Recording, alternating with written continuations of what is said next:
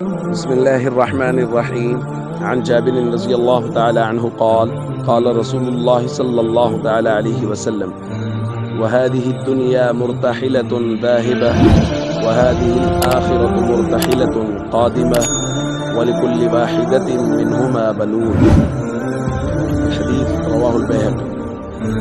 نبی کریم صلی اللہ علیہ وسلم نے ارشاد فرمایا، یہ دنیا ہے جو کوچ کر کے جا رہی ہے، اور یہ آخرت ہے جو کوچ کر کے آ رہی ہے، اور ان میں سے ہر ایک کے لیے بچے ہیں۔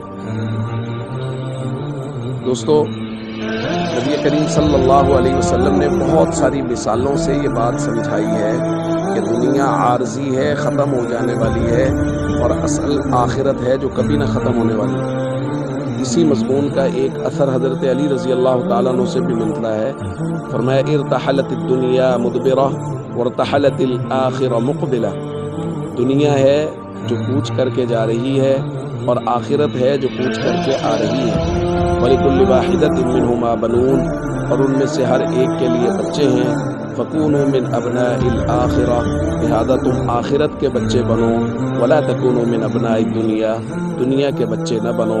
فَإِنَّ الْيَوْمَ عَمَلٌ وَلَا حِسَابٌ، چونکہ آج کا دن ایسا ہے جس میں صرف عمل ہے، حساب نہیں ہے۔ وَغَدًا حِسَابٌ وَلَا عَمَلٌ، اور کل کا دن یعنی قیامت کا دن ایسا ہے، قبر ایسی ہے کہ وہاں حساب ہوگا، عمل کی گنجائش نہیں ہوگی۔ تو دوستو، ہمیں آخرت کے بچے بننا ہے۔ آخرت کے بچے بننے کا مطلب یہ ہے کہ اس کے وفادار بننا ہے، آخرت کے لیے وقت نکالنا ہے، اس کے لیے کام کرنا ہے۔ ہمارا مسئلہ یہ ہے کہ ہم لوگ دنیا کے لیے محنت کر رہے ہیں، مشقت کر رہے ہیں، بھاگ دوڑ کر رہے ہیں۔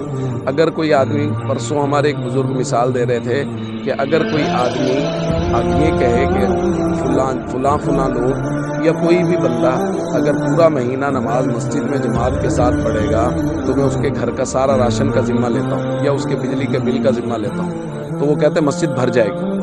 جبکہ اس کے مقابلے میں اللہ اور اللہ کے نبی صلی اللہ علیہ وسلم سینکڑوں بشارتیں دے چکے ہیں نماز پڑھنے والے کے لیے، جماعت کے ساتھ نماز پڑھنے والوں کے، اس کی کوئی توجہ نہیں۔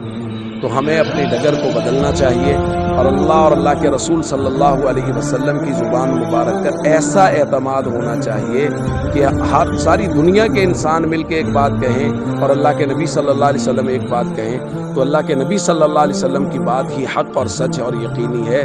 دنیا کے سارے لوگ اللہ کے نبی صلی اللہ علیہ وسلم کے مقابلے میں بات کریں تو اس کی کوئی حیثیت نہیں ہے۔ السلام علیکم ورحمۃ اللہ وبرکاتہ۔